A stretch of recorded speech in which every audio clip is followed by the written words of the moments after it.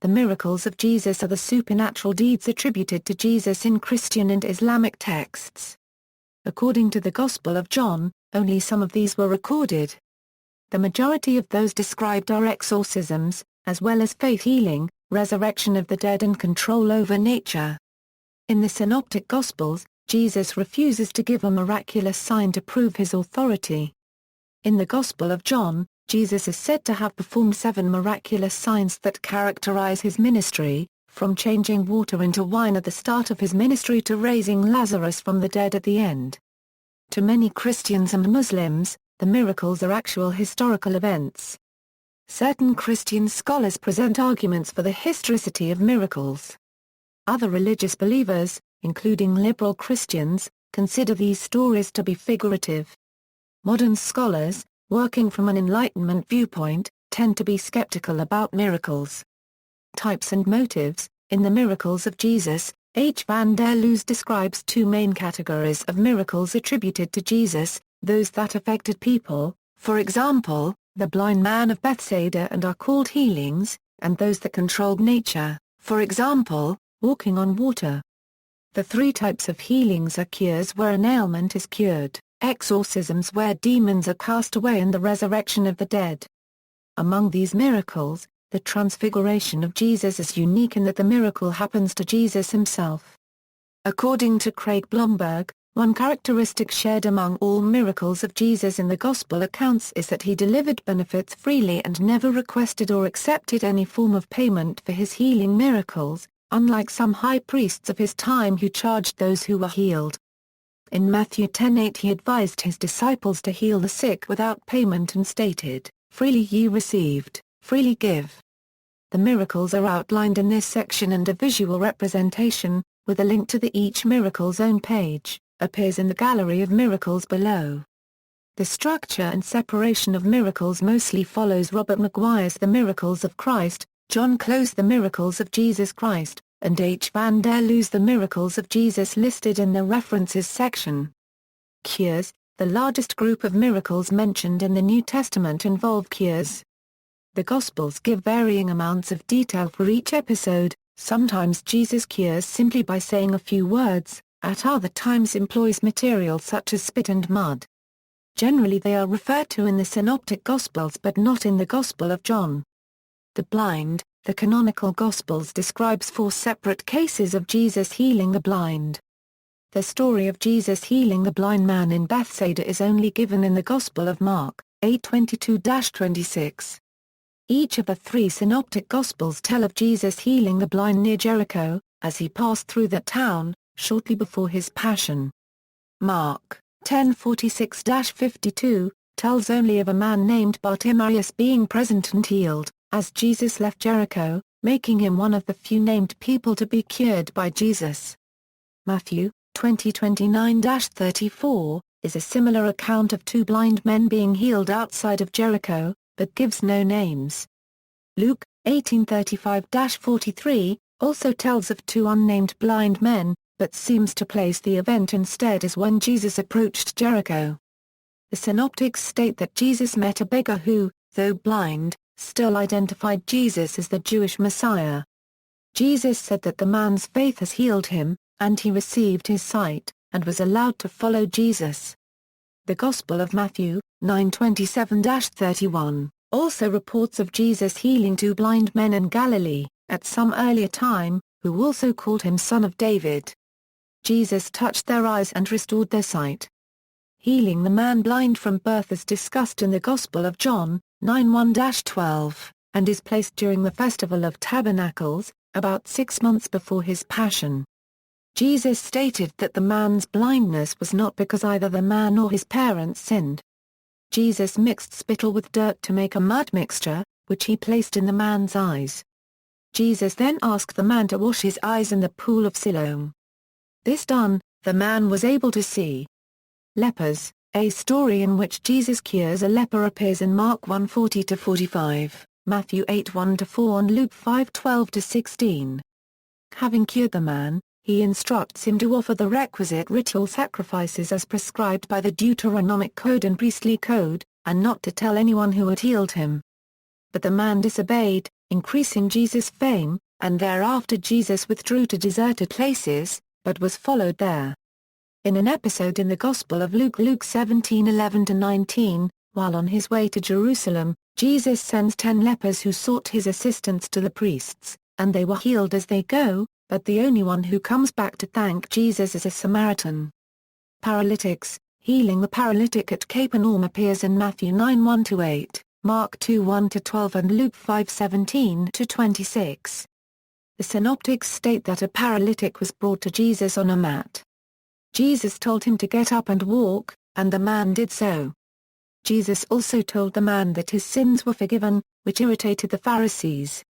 Jesus is described as responding to the anger by asking whether it is easier to say that someone's sins are forgiven, or to tell the man to get up and walk.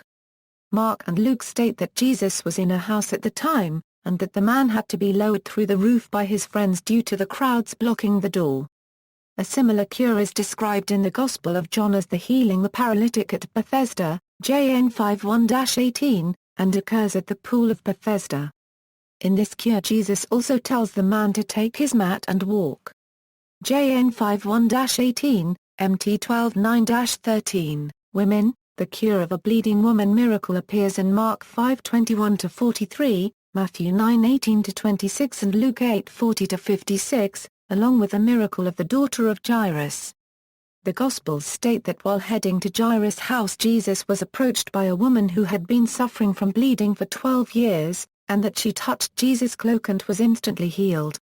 Jesus turned about and, when the woman came forward, said, "Daughter, your faith has healed you, go in peace." Healing the mother of Peter's wife. The synoptics describe Jesus as healing the mother-in-law of Simon Peter when he visited Simon's house in Capernaum, around the time of Jesus recruiting Simon as an apostle. The synoptics imply that this led other people to seek out Jesus. Jesus healing an infirm woman appears in Luke 13:10-17. While teaching in a synagogue on a Sabbath, Jesus cured a woman who had been crippled by a spirit for 18 years and could not stand straight at all. Other healings. Healing a man with dropsy is described in Luke 14:1-6. In this miracle, Jesus cured a man with dropsy at the house of a prominent Pharisee on the Sabbath. Jesus justified the cure by asking, "If one of you has a child or an ox that falls into a well on the Sabbath day, will he not immediately pull it out?" In the healing of the man with a withered hand miracle, the synoptics state that Jesus entered a synagogue on Sabbath, and found a man with a withered hand there, whom Jesus healed, having first challenged the people present to decide what was lawful for Sabbath to do good or to do evil, to save life or to kill. The Gospel of Mark adds that this angered the Pharisees so much that they started to contemplate killing Jesus. The healing the deaf-mute of Decapolis miracle only appears in the Gospel of Mark. 7:31-37, the Gospel states that Jesus went to the Decapolis and met a man there who was deaf and mute, and cured him. Specifically, Jesus first touched the man's ears, and touched his tongue after spitting, and then said "Ephphatha," an Aramaic word meaning "be opened." The healing the centurion's servant miracle is reported in Matthew 8:5-13 and Luke 7:1-10. These two Gospels narrate how Jesus healed the servant of a Roman centurion in Capernaum. John 4:46-54 has a similar account at Capernaum, but states that it was the son of a royal official who was cured at a distance. Jesus' healing in the land of Gennesaret appears in Matthew 14:34-36 and Mark 6:53-56. As Jesus passes through Gennesaret, all those who touch his cloak are healed. Matthew 9:35-36 also reports that after the miracle of Jesus exorcising a mute, Jesus went through all the towns and villages, teaching in their synagogues, proclaiming the good news of the kingdom and healing every disease and sickness. Exorcisms. According to the three Synoptic Gospels, Jesus performed many exorcisms of demoniacs. These incidents are not mentioned in the Gospel of John and appear to have been excluded due to theological considerations. The 7 major exorcism accounts in the Synoptic Gospels which have details, and imply specific teachings, are, exorcism at the synagogue in Capernaum, where Jesus exorcised an evil spirit who cried out, "What do you want with us, Jesus of Nazareth?" Have you come to destroy us? I know who you are, the Holy One of God. Exorcism of the Gerasene demoniac, where people had tried to chain up a demoniac but he had escaped, and lived in tombs, and roamed the hills, crying and cutting himself. Jesus asked the man's name, and was told by the man devils that his name was Legion. For we are many. The devils asked to be expelled into a group of swine, which Jesus allowed, and thereafter the swine fell into the lake and drowned. The swine keepers told the townsfolk what had happened, and when the townsfolk saw that the man was sane, they besought Jesus to leave, for they were taken with great fear. The man, on the other hand, informed the whole of the Decapolis what had happened. There are some discrepancies about this particular exorcism. Both Mark and Luke only mention one man who was possessed. Matthew saw two men whom Jesus freed from demoniac possession. Exorcising the Canaanite woman's daughter appears in Matthew 15:21-28 and Mark 7:24-30. The woman asked Jesus to heal her daughter, but Jesus said, I am not sent but unto the lost sheep of the house of Israel. The woman replied, Lord, yet the dogs eat of the crumbs which fall from their master's table, whereupon Jesus told her that her daughter was healed, and when the woman returned home she found that this was true. Exorcising the blind and mute man appears in Matthew 12:22-32, Mark 3:20-30, and Luke 11:14-23. Jesus healed a demon-possessed man who was blind and mute, so that he could both talk and see. People were astonished and said, Could this be the son of David? But the Pharisees said that it is only by Beelzebul that he drives out demons, but Jesus rebuked them. Exorcising a boy possessed by a demon appears in Matthew 17:14-21, Mark 9:14-29, and Luke 9:37-49. A boy possessed by a demon was brought forward to Jesus immediately after Jesus' transfiguration. The boy was said to have foamed at the mouth, gnashed his teeth, become rigid and involuntarily fallen into both water and fire. Jesus' followers could not expel the demon, and Jesus condemned the people as unbelieving, but when the father of the boy questioned if Jesus could heal the boy, Jesus said everything is possible for those that believe, so the father said he believed that the boy could be healed, and Jesus healed him. The miracle of Jesus exorcising at sunset appears in the Synoptic Gospels just after healing the mother of Peter's wife, in Matthew 8:16-17, Mark 1:32-34 and Luke 4:40-41. In this miracle Jesus healed people and cast out many devils who knew he was Christ.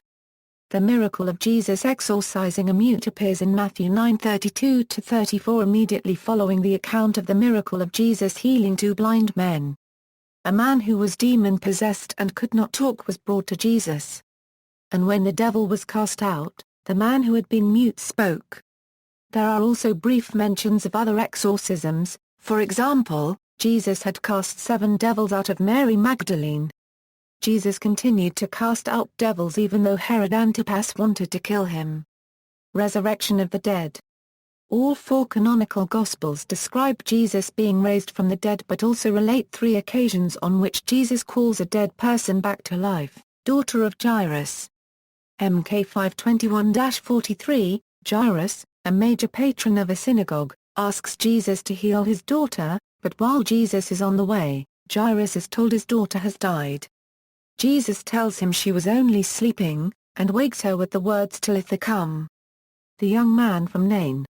Lk 711-17, a young man, the son of a widow, is brought out for burial in Nain.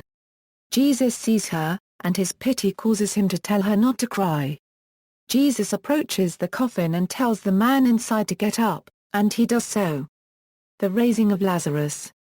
JN 11:1-44, a close friend of Jesus who had been dead for 4 days is brought back to life when Jesus commands him to get up. Control over nature. The Gospels include 8 pre-resurrection accounts concerning Jesus' power over nature, turning water into wine at a wedding. When the host runs out of wine, the host's servants fill vessels with water at Jesus' command, then a sample is drawn out and taken to the master of the banquet who pronounces the content of the vessels as the best wine of the banquet.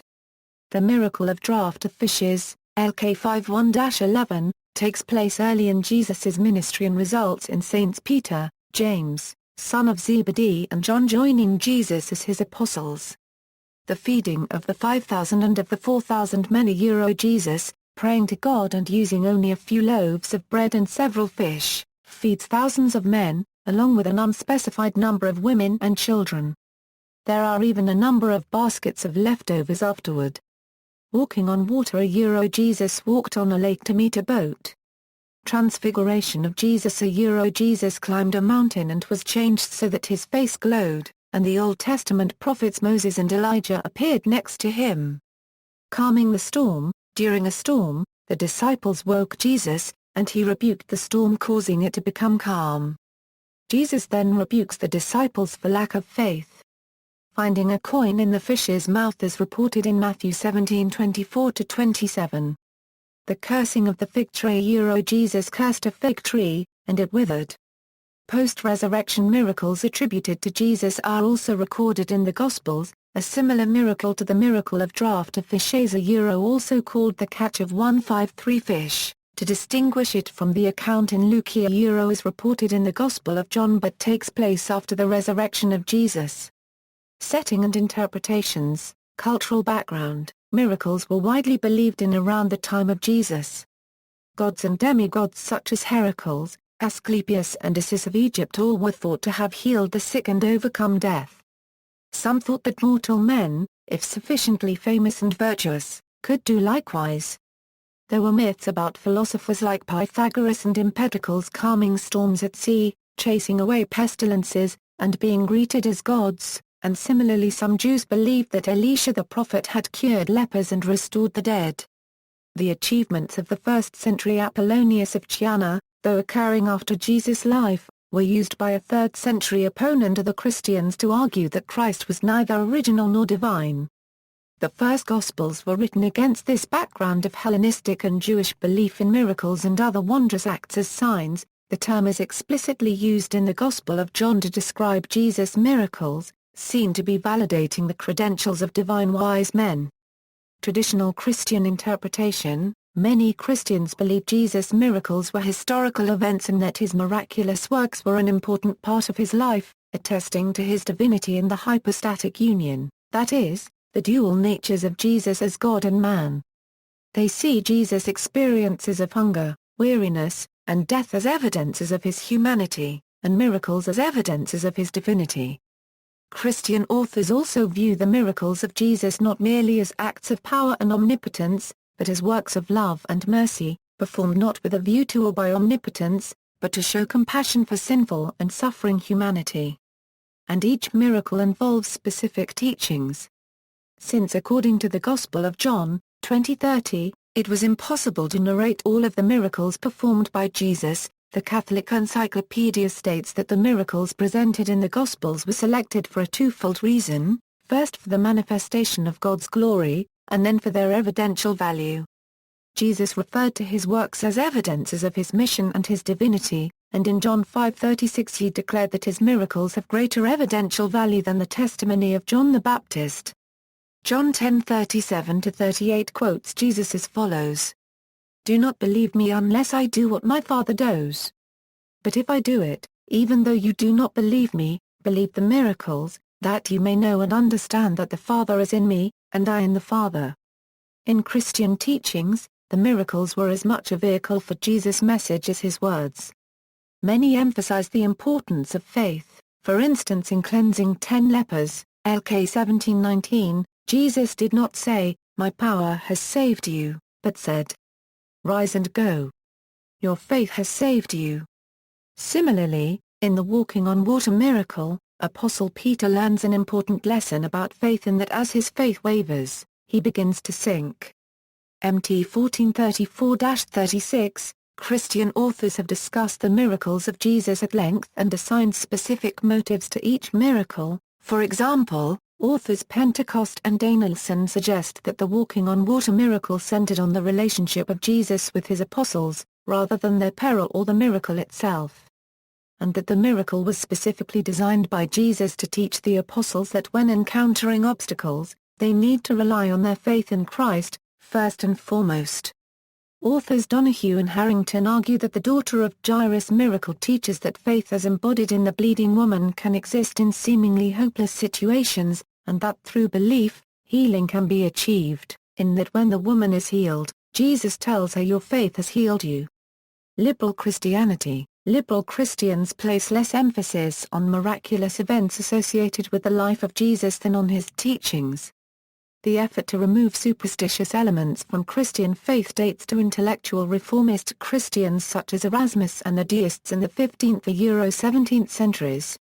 In the 19th century, self-identified liberal Christians sought to elevate Jesus' humane teachings as a standard for a world civilization freed from cultic traditions and traces of pagan belief in the supernatural.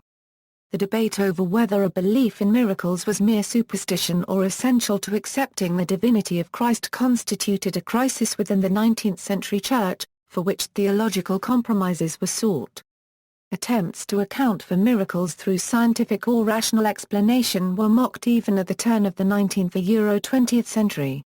A belief in the authenticity of miracles was one of 5 tests established in 1910 by the Presbyterian Church to distinguish true believers from what they saw as false professors of faith such as educated, liberal Christians. Contemporary liberal Christians may prefer to read Jesus' miracles as metaphorical narratives for understanding the power of God. Not all theologians with liberal inclinations reject the possibility of miracles, but may reject the polemicism that denial or affirmation entails. Non-religious views. The Scottish philosopher David Hume published an influential essay on miracles in his An Inquiry Concerning Human Understanding, in which he argued that any evidence for miracles was outweighed by the possibility that those who described them were deceiving themselves or others, as the violations of truth are more common in the testimony concerning religious miracles, than in that concerning any other matter of fact. This must diminish very much the authority of the former testimony, and make us form a general resolution, never to lend any attention to it, with whatever specious pretense it may be covered.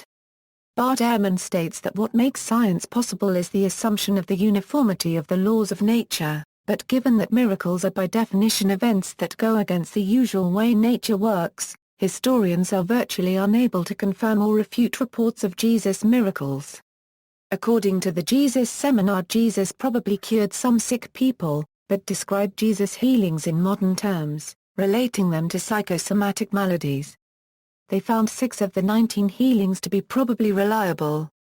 Most participants in the Jesus Seminar believed Jesus practiced exorcisms, as Josephus, Philostratus, and others wrote about other contemporary exorcists, but do not believe the Gospel accounts were accurate reports of specific events or that demons exist.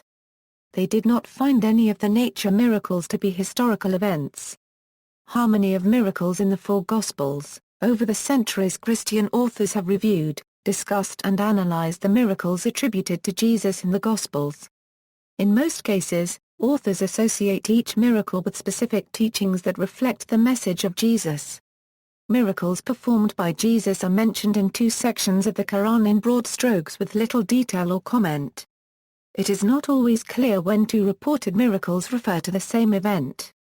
For example, in the healing the centurion's servant, the Gospels of Matthew, 8:5–13, and Luke, 7:1–10, narrate how Jesus healed the servant of a Roman centurion in Capernaum at a distance. The Gospel of John, 4:46–54, has a similar account at Capernaum, but states that it was the son of a royal official who was cured at a distance. The Gospel of John, 20:30, specifically states that the miracles it recorded were but a portion of the miracles that Jesus actually performed. List of miracles found outside the New Testament. Accounts of Jesus performing miracles are also found outside the New Testament. Later, 2nd century texts, called Infancy Gospels, narrate Jesus performing miracles during his childhood. Gallery of miracles, cures, exorcisms, resurrection of the dead, control over nature. See also: Chronology of Jesus, Jesus in Christianity, Jesus Seminar, Life of Jesus in the New Testament, Ministry of Jesus, Parables of Jesus. References. Bibliography: Funk, Robert W. and the Jesus Seminar, 1998. The Acts of Jesus, The Search for the Authentic Deeds of Jesus. Pali Bridge Press, San Francisco. ISBN 0-06-062978-9, Kilglen, John J., 1989. A Brief Commentary on the Gospel of Mark, Paulist Press, ISBN 0-8091-3059-9, List of Jesus' Miracles and Biblical References, Lockyer, Herbert, 1988. All the Miracles of the Bible. ISBN 0-310-28101-6, Miller, Robert J. Editor, 1994. The Complete Gospels, Pali Bridge Press, ISBN 0-06-065587-9. Mercier, Thierry, Jar Copyright Sus, Les Miracles en Question, Paris, 1999, Jar Copyright Sus, Les Miracles a Copyright Lucida Copyright S. Palomar Copyright Design, Paris, 2003, Regia Mar 2003. The Miracles of Jesus BBC documentary, Van der Loos, H. 1965. The Miracles of Jesus, E. J. Brill Press, Netherlands.